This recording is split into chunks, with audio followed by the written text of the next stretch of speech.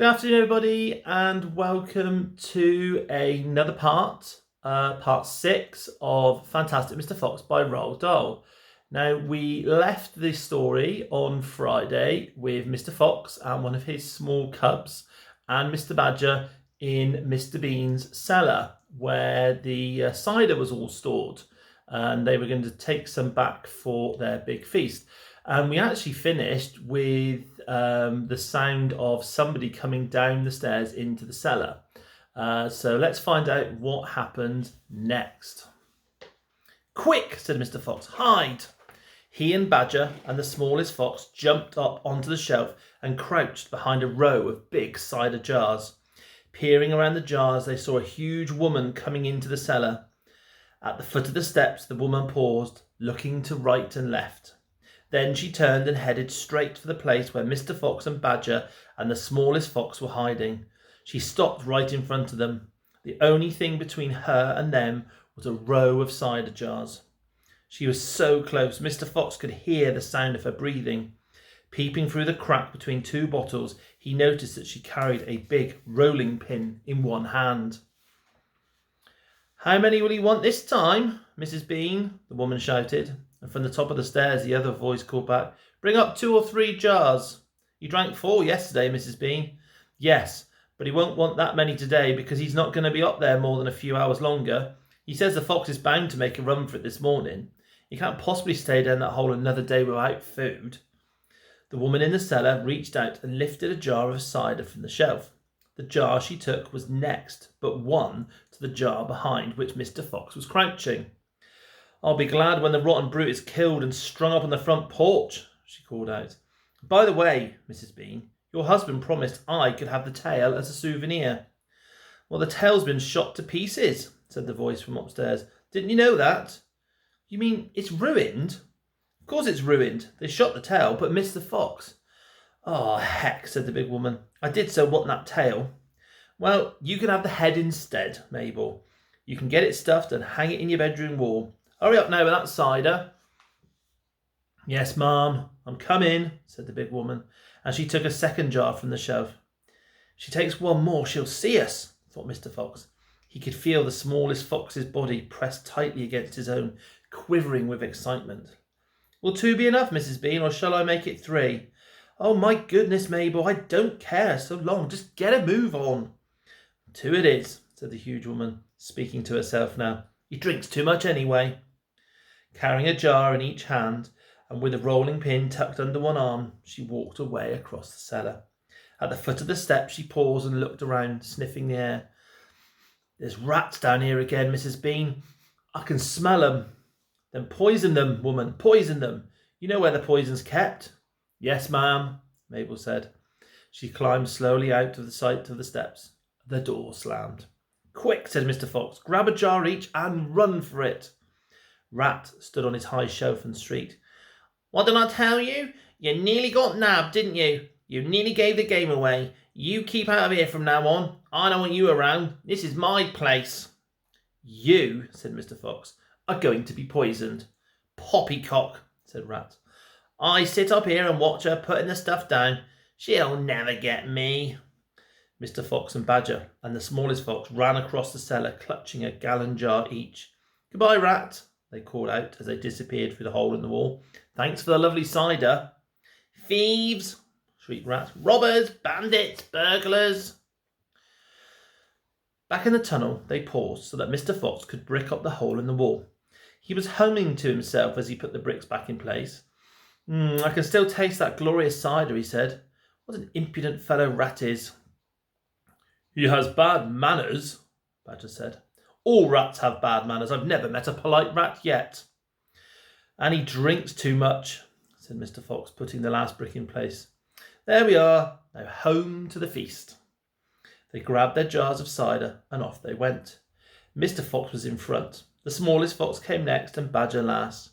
Along the tunnel they flew, past the turning that led to Bunce's mighty storehouse, past Boggis's chicken house number 1, and then up the long home stretch towards the place where they knew Mrs. Fox would be waiting. "Keep it up, my darlings," shouted Mr. Fox. "We'll be home soon. Think what's waiting for us at the other end. Just think what we're bringing home with us in these jars. That ought to cheer up poor Mrs. Fox. Mr. Fox sang a little song as he rang. Home again swiftly I glide, back to my beautiful bride.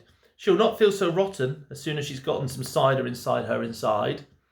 Then Badger joined in. Oh, poor Mrs. Badger, he cried. So hungry she nearly died. But she'll not feel so hollow if only she'll swallow some cider inside her inside. They were still singing as they rounded the final corner and burst in upon the most wonderful and amazing sight any of them had ever seen.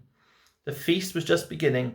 A large dining room had been hollowed out of the earth, and in the middle of it, seated around a huge table, were no less than 29 animals. There were Mrs. Fox and 3 small foxes, Mrs. Badger and 3 small badgers, Mole and Mrs. Mole and 4 small moles, Rabbit and Mrs. Rabbit and 5 small rabbits, Weasel and Mrs. Weasel and 6 small weasels. The table was covered with chickens and ducks and geese and hams and bacon, and everyone was tucking into lovely food. My darling, cried Mrs. Fox, jumping up and hugging Mr. Fox. We couldn't wait. Please forgive us. Then she hugged the smallest fox of all, and Mrs. Badger hugged Badger, and everyone hugged everyone else. Amid shouts of joy, the great jars of cider were placed upon the table, and Mr. Fox and Badger and the smallest fox sat down with the others. You must remember, no one had eaten a thing for several days. They were ravenous. So for a while there was no conversation at all. There was only the sound of crunching and chewing as the animals attacked the succulent food. At last Badger stood up. He raised his glass of cider and called out, "A toast! I want you all to stand and drink a toast to our dear friend who has saved our lives this day, Mr. Fox." To Mr. Fox, they all shouted, standing up and raising their glasses. To Mr. Fox, long may he live. Then Mrs. Fox got shyly to her feet and said, I don't want to make a speech. I just want to say one thing, and it is this. My husband is a fantastic fox. Everyone clapped and cheered. Then Mr. Fox himself stood up. This delicious meal, he began, then he stopped. In the silence that followed, he let fly a tremendous belch. There was laughter and more clapping. This delicious meal, my friends, he went on, is by courtesy of Messrs. Boggis, Bunce and Bean. More cheering and laughter. And I hope you have enjoyed it as much as I have. He let fly another colossal belch. Better out than in, said Badger. Thank you, said Mr. Fox, grinning hugely. But now, my friends, let us be serious. Let us think of tomorrow and the next day and the days after that. If we go out, we will be killed, right? Right, they shouted. We'll be shot before we've gone a yard, said Badger. Exactly, said Mr. Fox. But who wants to go out anyway? Let me ask you that. We are all diggers, every one of us. We hate the outside. The outside is full of enemies. We only go out because we have to get food for our families. But now, my friends, we have an entirely new setup. We have a safe tunnel leading to 3 of the finest stores in the world. We do, said Badger. I've seen them. And you know what this means, said Mr. Fox. It means that none of us need ever go out in the open again. There was a buzz of excitement around the table. I therefore invite you all, Mr. Fox went on, to stay here with me forever. Forever, they cried. My goodness, how marvellous. And Rabbit said to Mrs. Rabbit, my dear, just think, we're never going to be shot at again in our lives. We will make, said Mr. Fox, a little underground village with streets and houses on each side, separate houses for badgers and moles and rabbits and weasels and foxes, and every day I will go shopping for you all, and every day we will eat like kings. The cheering that followed this speech went on for many minutes. Outside the fox's hole, Boggis, Bunce and Bean sat beside their tents with their guns on their laps. It was beginning to rain. Water was trickling down the necks of the 3 men and into their shoes. He won't stay down there much longer now, Boggis said. That brute must be famished, Bunce said. That's right, Bean said. He'll be making a dash for it any minute. Keep your guns handy. They sat there by the hole, waiting for the fox to come out. And so far as I know, they are still waiting. Okay, so that's the end of Fantastic Mr. Fox. Now, for tomorrow's story, I'm going to begin a new book, and this book has been requested by my nephew. So I will start that book tomorrow. I won't tell you which one it is now. He does know, but I will start that one tomorrow. So take care, everyone. Thank you for joining me, and I shall see you then. Bye-bye.